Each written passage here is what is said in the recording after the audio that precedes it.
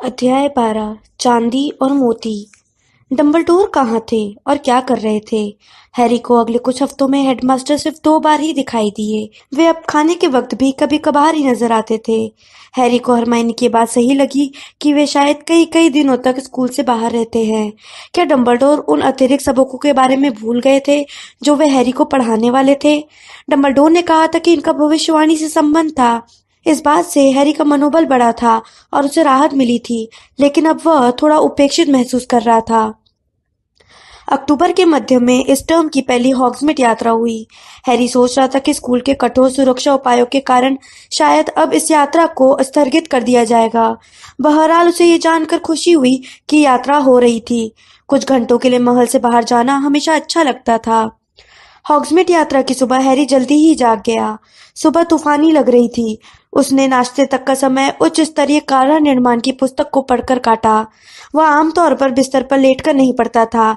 जैसा रॉन ने कहा था, इस तरह का व्यवहार हरमाइनी के अलावा किसी को शोभा नहीं देता, जो इस मामले में पहले से ही सिरफिरी थी। बहरहाल हैरी ने महसूस किया कि हाफ ब्लड प्रिंस की उच्च स्तरीय कारण निर्माण की पुस्तक पाठ्य पुस्तक नहीं बल्कि उससे बहुत बढ़कर थी। हैरी उसे जितना पढ़ता था उसे उतना ही ज्यादा एहसास होता था कि उसमें कितना कुछ था। उसमें न सिर्फ कार्डों के बारे में आसान नुस्खे और शॉर्टकट लिखे थे जिनकी वजह से स्लगहॉर्न के सामने उसकी प्रतिष्ठा बढ़ रही थी, बल्कि हाशिए पर कई कल्पनाशील मंत्र भी घसीट कर लिखे गए थे। उन मंत्रों को इतनी बार काटा और दोबारा लिखा गया था कि हैरी को यकीन था कि प्रिंस ने ही इन मंत्रों को इजाद किया होगा।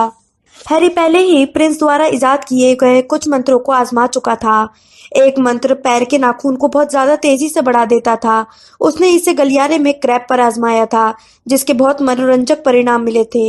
एक मंत्र जीभ को तालू से चिपका देता था, जिसे उसने 2 बार आर्गस फिल्च पर चुपके से आजमाया था, जिसके लिए उसे सभी लोगों ने बधाई दी थी। और शायद सबसे उपयोगी था ध्वनि दमन मंत्र। इस मंत्र को पढ़ने के बाद क्लास में लंबी बातचीत की जा सकती थी, जो किसी को भी सुनाई नहीं दे सकती थी, क्योंकि इसके प्रभाव के कारण आसपास के विद्यार्थियों के कानों में गुनगुन होती रहती थी। सिर्फ हरमाइनी ही एकमात्र शख्स थी जिसे ये मंत्र मजेदार नहीं लगे थे। अगर हैरी आसपास के किसी व्यक्ति पर ध्वनि दमन मंत्र का इस्तेमाल करता था तो वह नाक भौं सुकोड़ लेती थी और हैरी से बिल्कुल बात नहीं करती थी। बिस्तर पर बैठते हुए हैरी ने पुस्तक तिरछी की ताकि घसीटा छाप लिखाई में लिखे उन निर्देशों को अच्छी तरह से देख सके जिनमें प्रिंस को बड़ी मुश्किल आई थी। वहां पर कई बार काटने पीटने के बाद पेज के कोने में लिखा था, आकाशगामी अशा। जब हवा और बर्फ की बारिश खिड़कियों पर बेरहमी से वार कर रही थी और नेविल जोर से खराटे ले रहा था, तो हैरी ने ब्रैकेट में लिखे अक्षरों की तरफ घूरा। अशा, इसका मतलब अशाब्दिक होगा। हैरी को यकीन नहीं था कि वह इस विशेष मंत्र का सफलतापूर्वक प्रयोग कर पाएगा। उसे अब भी अशाब्दिक मंत्रों में मुश्किल आ रही थी, जिसके बारे में स्नेप गुप्त कलाओं से रक्षा की हर क्लास में टिप्पणी करते थे। दूसरी तरफ प्रिंस स्नेप से बहुत ज्यादा प्रभावी टीचर साबित हुआ था। हैरी ने अपनी छड़ी यूं ही हवा में उठाई, बिना किसी पर निशाना साधे लहराई और मानी मन आकाशगामी कह दिया। आ एक रोशनी चमकी और कमरे में आवाजें आने लगी। रॉन की चीख निकल गई, जिससे बाकी सभी लोग जाग गए। दहशत में हैरी के हाथ से उच्च स्तरीय काना निर्माण पुस्तक छूट गई। रॉन हवा में उल्टा लटक रहा था, जैसे कोई अदृश्य हुक उसे टखने से पकड़कर लटका रहा हो। सॉरी, जरा ठहरो, मैं उसे उतारता हूँ, हैरी चिल्लाया जब डीन और सीमस जमकर हंसने लगे। उधर नेविल अब फर्श से उठ रहा था क्योंकि वह पलंग से नीचे गिर गया था। हैरी पुस्तक उठाकर दहशत में उसे पलटने लगा और सही पन्ना खोजने की कोशिश करने लगा। आखिर उसे यह मिल गया और उसने मंत्र के नीचे लिखे शब्द को खोज लिया। उसने प्रार्थना की कि ये वह पहले वाले मंत्र का प्रतिकारक मंत्र हो। हैरी ने अपनी पूरी ताकत से सोचा, धरागामी। रोशनी की एक और चमक हुई, जिससे रॉन अपने पलंग पर गिर गया। सॉरी, हैरी ने एक बार फिर कमजोर आवाज में कहा, जबकि डीन और सीमस हंसते रहे। रॉन दबी आवाज में बोला, कल मैं चाहूंगा कि अलार्म क्लॉक का काम तुम करो। जब तक वे कपड़े पहनकर मिसेस वीजली के हाथ के बुने कई स्वेटरों से लैस होकर चोगे, स्कार्फ तथा ग्लव्स लेकर चले, तब तक रॉन का सदमा थोड़ा कम हो गया था और वह सोचने लगा था कि हैरी का नया मंत्र बहुत मजेदार था। वास्तव में यह उसे इतना मजेदार लगा था कि जब वे नाश्ता करने के लिए बैठे तो उसने हरमाइनी को भी इसकी मजेदार कहानी सुना डाली। फिर रोशनी चमकी और मैं बिस्तर पर गिर गया, रॉन ने मुस्कुराते हुए कहा और कबाब उठा लिए। हरमाइनी इस पूरे प्रसंग में जरा भी नहीं मुस्कुराई और अब वह चेहरे पर नापसंदगी के भाव लेकर हैरी की तरफ मुड़ी। उसने पूछा, क्या यह मंत्र भी तुम्हारी उसी काढ़े की पुस्तक में था? हैरी ने उसकी तरफ त्योरियां चढ़ाकर देखा। हमेशा सबसे बुरी बात ही सोचने लगती हो, है ना? क्या यह था? देखो, हाँ यह था, लेकिन उससे क्या? तो तुमने किसी अनजान व्यक्ति के हाथ से लिखे मंत्र को आजमा कर देखने का फैसला कर लिया कि देखें इससे क्या होता है। इससे क्या फर्क पड़ता है कि यह हाथ से लिखा हुआ था? हैरी ने कहा और बाकी के सवाल का जवाब न देने का फैसला किया। क्योंकि ये जादू मंत्रालय द्वारा अनुमोदित नहीं है, हरमाइनी ने कहा। जब हैरी और रॉन ने अपनी आंखें गोल गोल घुमाई तो वह आगे बोली, और इसलिए भी क्योंकि अब मैं सोचने लगी हूँ कि प्रिंस नाम का यह व्यक्ति थोड़ा खतरनाक है। हैरी और रॉन दोनों ने ही एकदम चिल्लाकर उसे चुप कर दिया। यह तो हंसी की बात थी, रॉन ने कहा और अपने कबाब पर केचप की बोतल उड़ेल डाली। यह तो बस हंसी की बात थी हरमाइनी, उससे क्या? लोगों को टकने के बल उल्टा लटकाना, हरमाइनी ने कहा। इस तरह के मंत्र बनाने में अपना समय और ऊर्जा कौन लगाएगा? फ्रेड और जॉर्ज, रॉन ने कंधे उचकाते हुए कहा। यह उनके जैसा काम है। और मेरे डैडी, हैरी ने कहा। उसे बस अभी अभी यह याद आया था। क्या? रॉन और हरमाइनी ने एक साथ कहा। मेरे डैडी इस मंत्र का इस्तेमाल करते थे, हैरी बोला। ल्यूपिन ने मुझे बताया था। आखिरी बात सच नहीं थी। दरअसल हैरी ने अपने डैडी को स्नेप पर इस तरह का मंत्र प्रयोग करते देखा था, लेकिन उसने रॉन और हरमाइनी को स्मृति पात्र में देखी घटना के बारे में कभी नहीं बताया था। बहरहाल अब उसके मन में एक अद्भुत संभावना आ गई। कहीं ऐसा तो नहीं कि उसके डैडी ही हाफ ब्लड प्रिंस हो? हरमाइनी बोली। हैरी, शायद तुम्हारे डैडी इसका इस्तेमाल करते हो, लेकिन ऐसा करने वाले वे अकेले नहीं थे। लगता है तुम भूल गए हो, हमने बहुत सारे लोगों का इसका इस्तेमाल करते देखा है। लोगों को हवा में उल्टा लटकाना, उन्हें नींद में असहाय अवस्था में हवा में उड़ाना। हैरी ने उसे घूर कर देखा। डूबते दिल से उसे भी क्विडिच वर्ल्ड कप में प्राणभक्षियों का व्यवहार याद आ गया। रॉन उसकी मदद के लिए आगे आया। वह अलग बात थी, उसने जोश से कहा। वे लोग इसका गलत इस्तेमाल कर रहे थे। हैरी और उसके डैडी तो सिर्फ हंसी मजाक के लिए इसका इस्तेमाल करते थे। हरमाइनी, तुम प्रिंस को इसलिए पसंद नहीं करती हो, फिर उसने कबाब की प्लेट खींचते हुए गंभीरता से कहा, क्योंकि वह काढ़ों में तुमसे ज्यादा निपुण है। इसका उससे कोई लेना देना नहीं है, हरमाइनी ने कहा, हालांकि उसके गाल लाल होने लगे थे। मैं तो बस सोचती हूँ कि ऐसे मंत्र पढ़ना बहुत गैर जिम्मेदाराना हरकत है, जिनके बारे में पता ही ना हो कि उनसे क्या होता है। और इस तरह से प्रिंस प्रिंस की माला मत जपो जैसे वो कोई सचमुच का प्रिंस हो। यह तो सिर्फ एक मूर्खतापूर्ण गढ़ा हुआ नाम है, और मुझे नहीं लगता कि वह कोई बहुत भला इंसान होगा। क्या पता तुम यह कैसे सोच रही हो, हैरी ने तैश में कहा। अगर वह प्राणभक्षी बनना चाहता तो वह हाफ ब्लड होने के बारे में इतने डींगे नहीं हाँकता, है ना? यह कहते ही हैरी को याद आया कि उसके डैडी तो शुद्ध खून के थे, लेकिन उसने इस विचार को अपने दिमाग से निकाल दिया। वह इसके बारे में बाद में चिंता करेगा।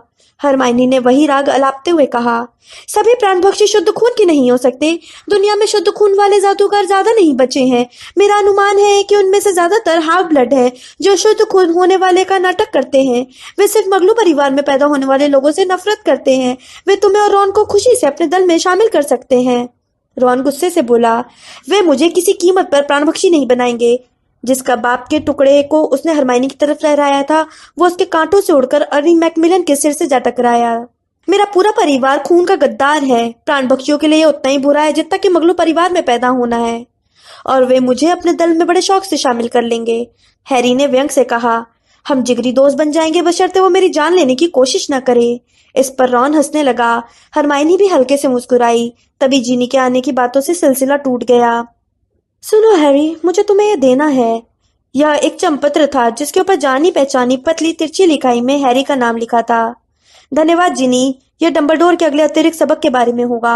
हैरी ने रॉन और हरमाइनी को बताते हुए चंपत्र खोला और उसमें लिखे शब्द पढ़े। सोमवार की शाम वह अचानक हल्का और खुश महसूस करने लगा। हॉग्सवुड में हमारे साथ चलोगी जिनी? उसने पूछा। मैं डीन के साथ जा रही हूँ, हो सकता है तुम्हें वहां पर मिलूं, उसने जवाब दिया और जाते समय उनकी तरफ देखकर हाथ हिलाया। फिल्च हमेशा की तरह बलूत की लकड़ी के सामने वाले दरवाजे के पास खड़ा था और उन लोगों के नामों की जांच कर रहा था जिनमें हॉग्समीड जाने की इजाजत थी। इस प्रक्रिया में सामान्य से ज्यादा समय लग गया, क्योंकि फिल्च अपने खुफिया संवेदन सूचक से सभी की 3-3 बार जांच कर रहा था। रॉन ने लंबे पतले खुफिया संवेदन सूचक को डर कर देखते हुए पूछा, अगर हम काले जादू वाली चीज को बाहर ले जा रहे हैं तो इससे क्या फर्क पड़ता है? तुम्हें तो यह जांच करनी चाहिए कि हम कौन सी चीज अंदर ला रहे हैं। इसका परिणाम यह हुआ कि संवेदन सूचक उसके गाल पर कई बार अनावश्यक रूप से पड़ा। हवा और बर्फ में बाहर निकलते समय रॉन का मुंह बन रहा था। हॉग्समीड में घूमना मजेदार नहीं था। हैरी ने अपने चेहरे के निचले हिस्से पर स्कार्फ बांध लिया था। खुले हिस्से जल्दी ही ठंड के कारण सुन्न पड़ गए थे। गांव की सड़क विद्यार्थियों से भरी थी, जो सिर झुकाकर तेज हवा से मुकाबला कर रहे थे। हैरी के मन में कई बार ख्याल आया कि इस वक्त हॉल की गर्मी में रहना ज्यादा अच्छा होता।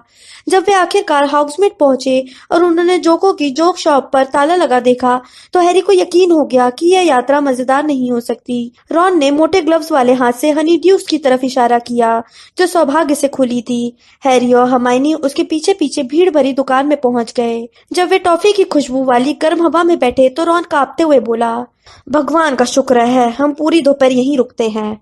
हैरी मेरे बच्चे, उनके पीछे से गरजती हुई आवाज आई। ओह नहीं, हैरी बुदबुदाया। उन तीनों ने मुड़कर देखा।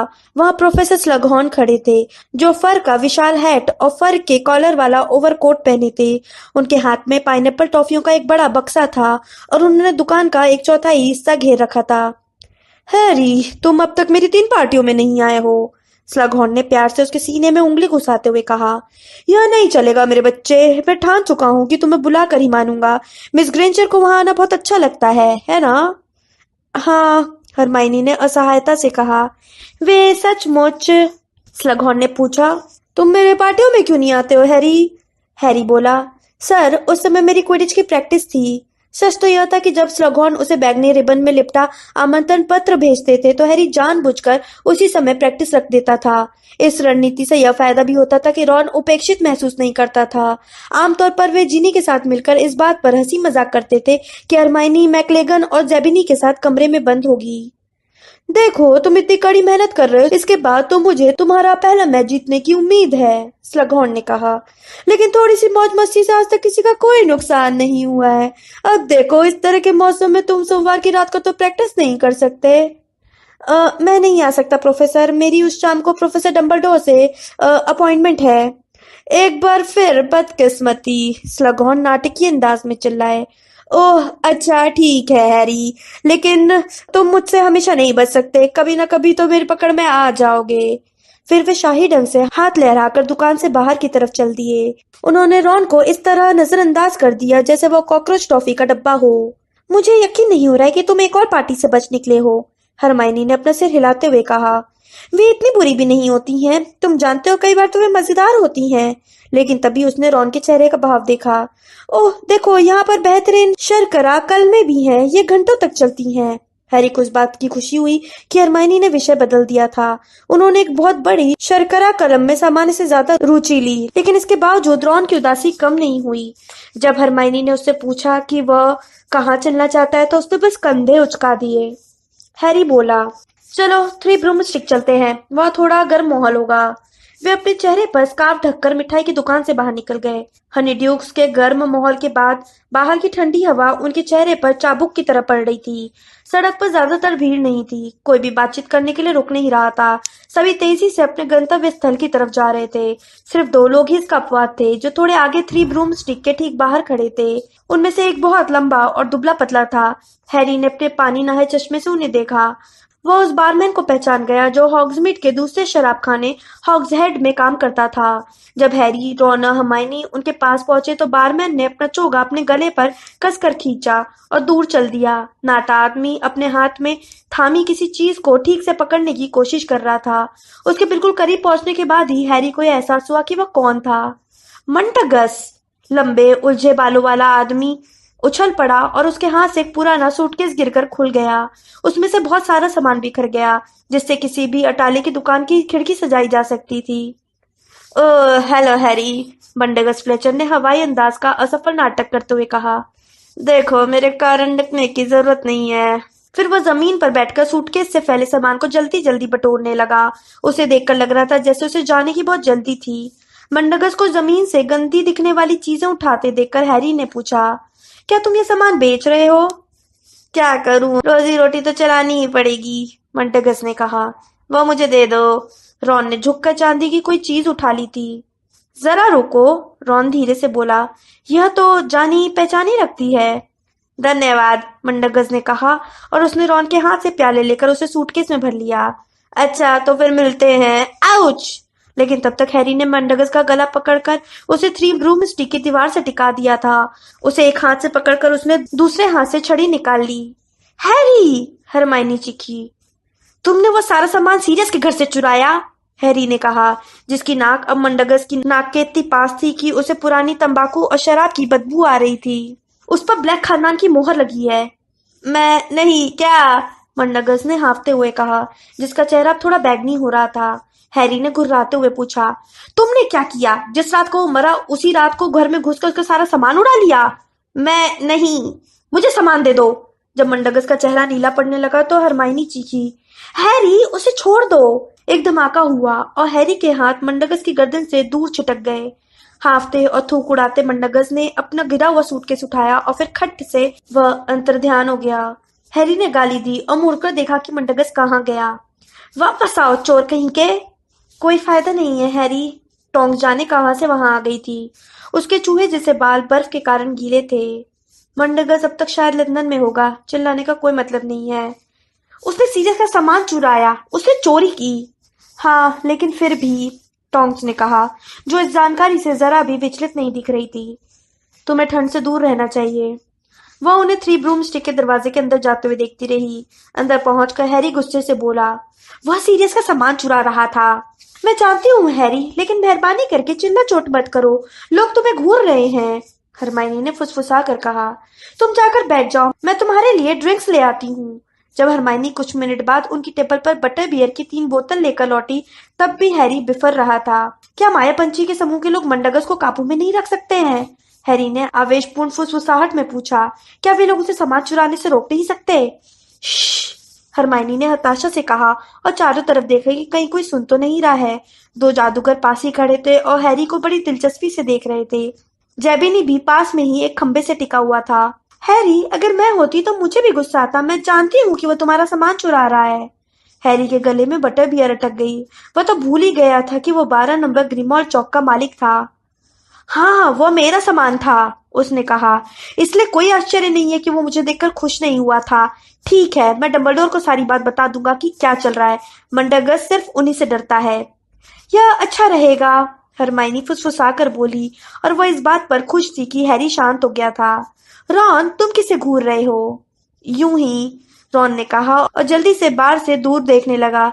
लेकिन हैरी जानता था कि वह दुकान की सुडौल और आकर्षक मालकिन मैडम रोजमेरिटा से नजरें मिलाने की कोशिश कर रहा था, जिनके लिए उसके दिल में काफी समय से एक खास जगह थी। मुझे लगता है कि यूं ही इस वक्त फायर विस्की लेने के लिए अंदर गई है, हरमाइनी ने व्यंग से कहा। रॉन ने उसके ताने को नजरअंदाज कर दिया और गरिमापूर्ण खामोशी से अपना ड्रिंक खत्म किया। हैरी सीरियस के बारे में सोच रहा था। वह यह भी सोच रहा था कि सीरियस चांदी के उन प्यालों से कितनी नफरत करता था। हरमाइनी ने टेबल पर अपनी उंगलियां बजाई और उसकी आंखें बार बार रॉन तथा बार के बीच घूमती रहीं। जैसे ही हैरी ने अपनी बोतल की आखिरी बूंदें खत्म की, वह बोला, अब हम स्कूल लौट चलें। बाकी दोनों ने सिर हिलाकर हाँ कर दी। यह यात्रा ज्यादा मजेदार साबित नहीं हुई। मौसम लगातार खराब होता जा रहा था। एक बार फिर उन्होंने अपने चोगे कसकर लपेटे, स्कार्फ ठीक किए और ग्लव्स पहने। इसके बाद वे केटी बेल और उसकी एक सहेली के पीछे पीछे शराब खाने से बाहर निकले तथा हाई स्ट्रीट पर चलने लगे। हॉगवर्ट्स तक जाने वाली सड़क पर जमी बर्फ पर चलते समय हैरी जीनी के बारे में सोच रहा था। हैरी ने सोचा कि वह उन्हें इसलिए नहीं मिली होगी क्योंकि वह और डीन मैडम पेडीफुट की टी शॉप में आराम से बैठे होंगे, जहां खुशनुमा जोड़े सुकून से बैठने जाते थे। त्योरियां चढ़ाकर उसने घूमती हुई बर्फ से बचने के लिए अपना सिर झुकाया और आगे बढ़ने लगा। थोड़ी देर बाद हैरी को एहसास हुआ कि केटी बेल और उसकी सहेली की हवा में उड़ती हुई आवाज ज्यादा तीखी होती जा रही थी। हैरी ने उनकी अस्पष्ट आकृतियों की तरफ देखा। ऐसा लग रहा था वे दोनों उस चीज के बारे में बहस कर रही थी जो केटी अपनी हाथ में पकड़े थी। हैरी को केटी की आवाज सुनाई दी, इसका तुमसे कोई लेना देना नहीं है, लीन। वे सड़क के मोड़ पर मुड़े। अब बर्फ तेजी से गिरने लगी थी और हैरी का चश्मा धुंधला हो गया था। जब हैरी ने अपना चश्मा साफ करने के लिए हाथ उठाया, तभी लीन ने उस पैकेट को छीनने की कोशिश की जो केटी के हाथ में थी। केटी ने उसे वापस खींचा और उनकी छीना झपटी में पैकेट जमीन पर गिर गया। केटी फौरन हवा में उठ गई। रॉन की तरह नहीं, जो हास्यास्पद रूप से टखनों के बल झूलने लगा था, बल्कि शालीनता से। उसकी बाहें इस तरह फैली हुई थी जैसे वो उड़ने वाली हो। बहरहाल कोई चीज गड़बड़ थी, कोई चीज डरावनी थी। तेज हवा के कारण केटी के बाल चारों तरफ उड़ रहे थे, लेकिन उसकी आंखें बंद थी और चेहरे पर कोई भाव नहीं था। हैरी, रॉन, हर्माइनी और लीन मूर्ति की तरह खड़े होकर देखते रहे। फिर जमीन से 6 फुट ऊपर केटी बुरी तरह चीखी। उसकी आंखें खुल गई, लेकिन वह जो भी देख रही थी, वह जो भी महसूस कर रही थी, उससे उसे भयंकर कष्ट हो रहा था। वह लगातार चीखती रही। लीन भी चीखने लगी। उसने केटी के टखने पकड़कर उसे दोबारा जमीन पर खींचने की कोशिश की। हैरी, रॉन और हर्माइनी भी मदद करने के लिए भागे। जैसे ही उन्होंने केटी के पैर पकड़े, वह उनके ऊपर गिर गई। हैरी और रॉन ने उसे पकड़ लिया, लेकिन वह इतनी बुरी तरह छटपटा रही थी कि वे उसे पकड़े नहीं रख सकते थे। उन्होंने उसे जमीन पर उतार दिया, जहां वो छटपटाती और चीखती रही। यह स्पष्ट था कि वह उनमें से किसी को भी नहीं पहचान पा रही थी। हैरी ने मुड़कर चारों तरफ देखा। आसपास कोई नहीं दिख रहा था। उसने तेज हवा की आवाज के ऊपर बाकी लोगों से चिल्लाकर कहा, यहीं रुकना, मैं मदद लेकर आता हूँ। वह स्कूल की तरफ दौड़ने लगा। उसने कभी किसी की ऐसी हालत नहीं देखी थी जैसी इस वक्त केटी की थी। वह सोच नहीं पा रहा था कि ऐसा किस कारण हुआ होगा। वह तेजी से एक मोड़ पर मुड़ा और किसी ऐसी चीज से टकराया जो पिछले पैरों पर चलने वाले बड़े भालू की तरह दिख रही थी। हैग्रिड, उसने हांफते हुए कहा और खुद को उस बागर से उठाया जिसमें वह गिर गया था। हैरी, हैग्रिड ने कहा। उसकी भौहें और दाढ़ी में बर्फ के टुकड़े फंसे हुए थे। वह ऊदबिलाव की खाल वाला बड़ा झबरीला कोट पहने था। हैग्रिड आगे बोला, बस ग्रॉब से मिलने गए थे। वो इतना ज्यादा कुछ सीख चुका है, तुम्हें तो। हैग्रिड, वहां कोई घायल हो गया है। किसी ने उसे शाप दिया है या ऐसा ही कुछ हुआ है।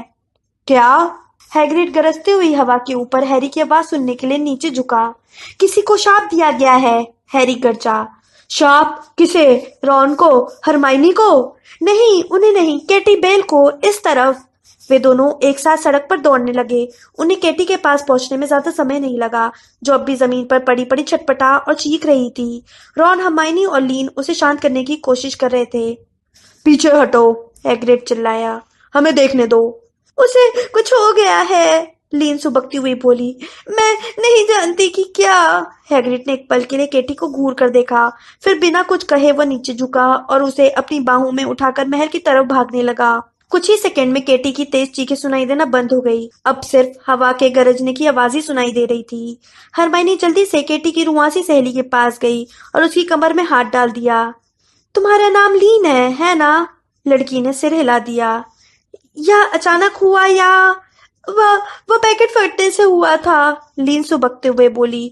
वह जमीन पर पड़े भूरे कागज के पैकेट की तरफ इशारा कर रही थी, जो भीगा हुआ था। यह फटकर खुल गया था और उसमें से एक हरी चमक निकलती दिख रही थी।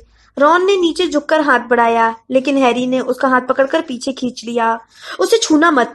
वह नीचे झुका। पैकेट में से दूध या मोतियों का हार बाहर झांक रहा था। हैरी ने उसे घूरते हुए कहा, मैंने इसे पहले भी कहीं देखा है। यह बरसों पहले बोर्गिन एंड बर्ग्स की दुकान में रखा था। इसके लेबल पर लिखा था कि यह शापित है। केटी ने इसे जरूर छू लिया होगा। उसने लीन की तरफ देखा, जो बेकाबू होकर कांपने लगी थी। केटी को यह कहाँ मिला? उसी के बारे में तो हम बहस कर रहे थे। जब वो थ्री ब्रूमस्टिक के बाथरूम से लौटी थी, तो उसके हाथ में यह पैकेट था। उसने कहा था कि इसमें हॉगवर्ट्स में किसी के लिए तोहफा है। उसने सिर्फ इतना बताया कि उसे यह किसी को देना है। यह कहते समय वो थोड़ी अजीब लग रही थी। ओ नहीं, शायद उस पर सम्मोहन शाप किया गया था, लेकिन मैं तब ये बात नहीं समझ पाई। लीन दोबारा सुमकने और कांपने लगी। हरमाइनी ने उसका कंधा हौले हौले थपथपाया। लीन, उसने यह नहीं बताया कि यह पैकेट उसने किसने दिया था? नहीं, वो मुझे बताने को तैयार ही नहीं थी। मैंने कहा कि वो मूर्ख है और उसे वह चीज स्कूल तक नहीं ले जानी चाहिए, लेकिन वह तो सुनने को ही तैयार नहीं थी। और फिर मैंने इसे उससे छीनने की कोशिश की और लीन ने हताशा भरी चीख निकाली। हरमाइनी ने लीन की कमर में हाथ डालते हुए कहा, अब अच्छा यही होगा कि स्कूल की तरफ चलें। हमें पता चल जाएगा कि अब वो कैसी है। चलो। हैरी एक पल के लिए झिझका। फिर उसने अपने चेहरे पर ढका स्कार्फ खींचा और रॉन की आंख को नजरअंदाज करते हुए हार पर स्कार्फ डालकर उसे उठा लिया। उसने कहा, हमें मैडम पॉम्फ्री को दिखाना पड़ेगा। हरमाइनी और लीन के पीछे पीछे सड़क पर चलते समय हैरी का दिमाग तेजी से सोच रहा था। जब वे मैदान में दाखिल हुए तो हैरी अपने विचारों को मन में नहीं रोक पाया और बरबस बोल पड़ा। मेलफॉय इस हार के बारे में जानता था। यह 4 साल पहले बोर्गिन एंड बर्ग्स में एक केस में रखा हुआ था। जब मैं वहां उससे और उसके डैडी से छिपा हुआ था तो मैंने उसे इससे अच्छी तरह से देखते हुए देखा था। जिस दिन हमने उसका पीछा किया था उस दिन वह इसी को खरीद रहा होगा। इसे उसकी याद आ गई होगी और वह इसे खरीदने चला गया होगा। मुझे नहीं लगता हैरी, रॉन ने झिझकते हुए कहा। बोर्गिन एंड बग्स दुकान में हजारों लोग आते हैं। और क्या उस लड़की ने यह नहीं कहा था कि केटी को यह लड़कियों के बाथरूम में मिला था? उसने यह कहा था कि बाथरूम से आते समय यह केटी के पास था। इसका यह मतलब नहीं है कि चीज उसे बाथरूम में ही मिली थी। मैगोनिकल, रॉन ने चेतावनी देते हुए कहा। हैरी ने ऊपर देखा। प्रोफेसर मैगोनिकल घुमड़ती हुई बर्फ के बीच पत्थर की सीढ़ियां उतरकर तेजी से उनकी तरफ आ रही थी। हैग्रिड कहता है कि केटी बेल के साथ जो हुआ है तुम चारों ने देखा था। तत्काल मेरे ऑफिस में चलो। तुम्हारे हाथ में क्या है पॉटर? हैरी बोला। केटी ने इसी चीज को छुआ था। हैरी से हाथ लेते समय प्रोफेसर मैगोनिकल दहशत में बोली, हे भगवान! नहीं नहीं फिल्च, यह मेरे साथ है। उन्होंने जल्दी से आगे कहा। जब फिल्च अपने खुफिया संवेदन सूचक को ऊपर उठाकर उत्साह से प्रवेश हॉल के पार आया। फिल्च, तुम इस हार को प्रोफेसर मैगोनिकल के पास तत्काल ले जाओ, लेकिन ध्यान रखना इसे छूना मत। इसे स्कार्फ में लपेट कर रखना। हैरी सहित बाकी सभी विद्यार्थी प्रोफेसर मैगोनिकल के पीछे पीछे ऊपर की मंजिल तक गए और उनके ऑफिस में पहुंच गए। बर्फ से ढकी खिड़कियां खड़खड़ कर रही थी और अंगीठी में आग दहकने के बावजूद कमरा ठंडा था। प्रोफेसर मैगोनिकल ने दरवाजा बंद कर दिया और घूमकर अपनी डेस्क पर बैठ गईं। उनके सामने हैरी, रॉन, हर्माइनी और सुबकती हुई लीन बैठे थे। तो उन्होंने तीखी आवाज में पूछा, क्या हुआ था? लीन ने अपने रोने पर काबू करने की कोशिश की और फिर प्रोफेसर मैगोनिकल को बताया कि केटी 3 ब्रूमस्टिक के बाथरूम में गई थी और वहां से लौटने पर उसके हाथ में यह पैकेट था। लीन ने बताया कि लौटने के बाद केटी थोड़ी अजीब दिख रही थी और उन दोनों में इस बात पर बहस हो रही थी कि किसी तक अनजान सामान नहीं पहुंचाना चाहिए। फिर लीन ने सुबकते हुए बताया कि बहस के दौरान उनमें पैकेट को लेने के लिए छीना झपटी होने लगी, जिससे यह फट गया। यह कहते कहते लीन इतनी बेकाबू हो गई कि वो आगे एक शब्द भी नहीं बोल पाई। प्रोफेसर मैगोनिकल ने नरमी से कहा, ठीक है लीन, तुम अस्पताल जाकर मैडम पॉम्फ्री से सदमे की दवा ले लो। उसके कमरे से जाने के बाद प्रोफेसर मैगोनिकल हैरी, रॉन और हर्माइनी की तरफ मुड़ी। जब केटी ने हार को छुआ तो उसके बाद क्या हुआ? रॉन और हर्माइनी के कुछ बोल पाने से पहले ही हैरी बोल पड़ा। वह हवा में ऊपर उठ गई, फिर वह चीखने लगी और गिर गई। प्रोफेसर, क्या मैं प्रोफेसर डंबलडोर से मिल सकता हूँ? प्रोफेसर मैगोनिकल ने हैरानी से कहा। पॉटर, हेडमास्टर सोमवार तक बाहर गए हैं। बाहर? हैरी ने गुस्से से कहा। हाँ पॉटर, बाहर, प्रोफेसर मैगोनिकल ने सख्त लहजे में कहा। लेकिन तुम्हें इस भयंकर घटना के बारे में जो भी कहना है मुझसे कह सकते हो। एक पल के लिए हैरी झिझका। प्रोफेसर मैगोनिकल आसानी से विश्वास नहीं करती थी। हालांकि डंबलडोर कई मायनों में ज्यादा डरावने थे, लेकिन वे किसी भी अवधारणा को, चाहे वो कितनी ही अजीब हो, एकदम से अस्वीकार नहीं करते थे। यह जिंदगी और मौत का सवाल था, इसलिए इस पल उसे अपनी हंसी उड़ने की चिंता नहीं करनी चाहिए। प्रोफेसर, मुझे लगता है कि केटी को वह हार ड्रेको मैल्फॉय ने दिया है। उसके एक तरफ बैठा रॉन अपनी उलझन छुपाने के लिए नाक मलने लगा। दूसरी तरफ हरमाइनी ने अपने पैर उधर उधर किए ताकि वह हैरी से थोड़ी दूर हो जाए। यह बहुत गंभीर आरोप है पॉटर, प्रोफेसर मैगोनिकल ने सदमे भरी खामोशी के बाद कहा। क्या तुम्हारे पास इसका कोई सबूत है? नहीं, हैरी ने कहा। लेकिन फिर उसने बता दिया कि बोर्गिन एंड बग्स दुकान में वो मैल्फॉय के पीछे पीछे गया था और वहां उसने उनके बीच में क्या क्या बातें सुनी थी। जब उसने बोलना खत्म किया तो प्रोफेसर मैगोनिकल थोड़ी दुविधा में नजर आई। मैल्फॉय मरम्मत करवाने के लिए कोई चीज बोर्गिन एंड बर्ग में ले गया था? नहीं प्रोफेसर, वह तो बोर्गिन से उस चीज को सुधरवाने का तरीका जानना चाहता था। वह चीज उस वक्त उसके पास नहीं थी। लेकिन मुद्दे की बात यह नहीं है। मुद्दे की बात तो यह है कि उसने उसी समय कोई चीज खरीदी थी और मुझे लगता है कि यह वही हार था। क्या तुमने मैल्फॉय को इसी तरह के पैकेट के साथ दुकान से बाहर निकलते देखा था? नहीं प्रोफेसर, उसने बोर्गिन से इसे अपने लिए रिजर्व रखने को कहा था। हरमाइनी बीच में ही बोल पड़ी। लेकिन हैरी, बोर्गिन ने उससे पूछा था कि क्या वो उसे अपने साथ ले जाना चाहता है, तब मैल्फॉय ने नहीं कहा था। हैरी ने गुस्से से कहा। साफ जाहिर है वो उसे छूना नहीं चाहता था। हरमाइनी बोली। उसने दरअसल यह कहा था कि मैं इसे सड़क पर ले जाते समय कैसा दिखूंगा। रॉन ने कहा। उस हार को ले जाते समय वो सचमुच मूर्ख दिखता। हरमाइनी हताशा में बोली। ओ रॉन, हार तो लिपटा होता, इसलिए मैल्फॉय को उसे छूने की जरूरत नहीं थी। इसके अलावा वो उसे आसानी से चौकी के नीचे छिपा सकता था। मुझे लगता है कि उसने बोर्गिन एंड बग्स के यहाँ जो भी चीज रिजर्व करवाई थी वह या तो आवाज करने वाली थी या भारी थी। वह कोई ऐसी चीज होगी जिसे वो वहां से ले जाते समय लोगों का ध्यान उसकी तरफ चला जाएगा।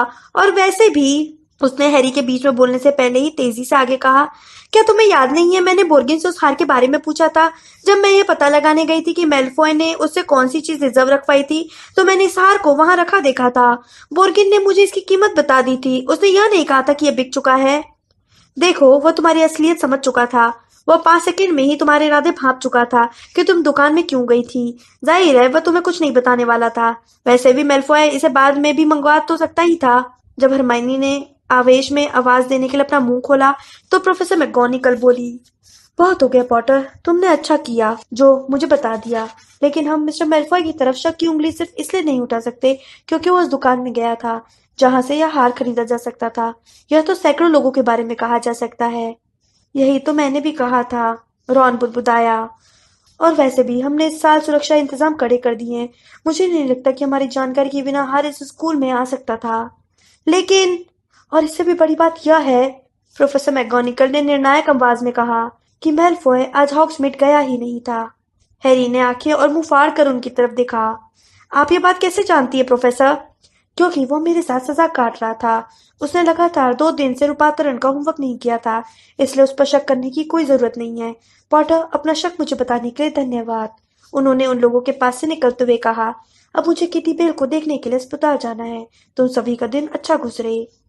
प्रोफेसर मैगोनिकल ने अपने ऑफिस का दरवाजा खोल दिया। अब उन लोगों के पास बाहर जाने के अलावा और कोई चारा नहीं था। हैरी उन दोनों से नाराज था क्योंकि वे मैगोनिकल की तरफ हो गए थे। लेकिन फिर भी जब वे इस घटना के बारे में विचार विमर्श करने लगे, तो वो बातचीत में शामिल होने के लिए मजबूर हो गया। सीढ़ियां चढ़कर बड़े हॉल की तरफ जाते समय रॉन ने पूछा, तुम्हें क्या लगता है केटी, वो हार किसे देने वाली होगी? भगवान जाने, हरमाइनी ने कहा। लेकिन वह जिसे भी देने वाली होगी वह बाल बाल बच्चा है। कोई भी हार को छुए बिना वो पैकेट नहीं खोल सकता था। यह बहुत से लोगों के लिए हो सकता था, हैरी ने कहा। डम्बलडोर के लिए, प्राण पक्षियों से छुटकारा पाने के लिए बेताब हैं। वे उनकी हिट लिस्ट में सबसे ऊपर हैं। या स्लगहॉर्न के लिए, डम्बलडोर मानते हैं कि वोल्डेमॉर्ट सचमुच उन्हें अपनी तरफ मिलाना चाहता है और वह इस बात पर खुश नहीं हो सकता है कि वे डम्बलडोर की तरफ हो गए हैं। या या तुम्हारे लिए, हरमाइनी ने परेशान दिखते हुए कहा। हो ही नहीं सकता, हैरी ने कहा, वरना केटी सड़क पर बस पीछे मुड़कर वो पैकेट मुझे दे देती, है ना? थ्री ब्रूमस्टिक से बाहर निकलने के बाद मैं पूरे रास्ते उसके पीछे ही तो चल रहा था। हॉगवर्ट्स के बाहर पैकेट देने में ज्यादा समझदारी होती, क्योंकि फिल्च अंदर जाने वाले हर व्यक्ति की तलाशी ले रहा था। मुझे आश्चर्य है कि मेलफॉय ने उसे वो पैकेट महल में ले जाने के लिए क्यों कहा होगा। हैरी, मेलफॉय हॉग्समीड में नहीं था, हरमाइनी ने कुंठा से पैर पटकते हुए कहा। तब तो उसने किसी साथी का इस्तेमाल किया होगा, हैरी ने कहा। क्रैब या ग्वाइल, या हो सकता है एक और प्राण पक्षी बनने के बाद उसके क्रैब और ग्वाइल से ज्यादा अच्छे दोस्त बन चुके होंगे। रौना हरमाइनी ने एक दूसरे की तरफ इस अंदाज में देखा जैसे कह रहे हो, इससे बहस करने का कोई फायदा नहीं है। जब वे मोटी औरत के पास पहुंचे तो हरमाइनी दृढ़ता से बोली, डेली ग्राउट। तस्वीर आगे की तरफ झूल गई ताकि वे गुरुद्वार के हॉल में पहुंच सकें। हॉल काफी भरा हुआ था और वहां गीले कपड़ों की खुशबू आ रही थी। खराब मौसम के कारण बहुत से विद्यार्थी हॉग्समीड से जल्दी ही लौट आए थे। डर या चिंता का कोई माहौल नहीं था। साफ समझ में आ रहा था कि केटी की बदकिस्मती की खबर अब तक नहीं फैली थी। सोचा जाए तो यह कोई बहुत चतुराई भरा हमला नहीं था, रॉन ने कहा और फर्स्ट ईयर के एक विद्यार्थी को आग के पास वाली कुर्सी से हटाकर खुद उस पर बैठ गया। शापित चीज महल के भीतर नहीं आ पाई। उसे बेहतरीन योजना नहीं कहा जा सकता। तुमने सही कहा, हरमाइनी ने रॉन को कुर्सी से हटाकर फर्स्ट ईयर के विद्यार्थियों को उस पर दोबारा बैठाते हुए कहा। यह बहुत सोच समझ कर नहीं किया गया था, हैरी ने पूछा। लेकिन मेलफॉय में सोचने समझने की बुद्धि है ही कहाँ? रॉन और हरमाइनी दोनों ने ही उसकी बात का जवाब नहीं दिया।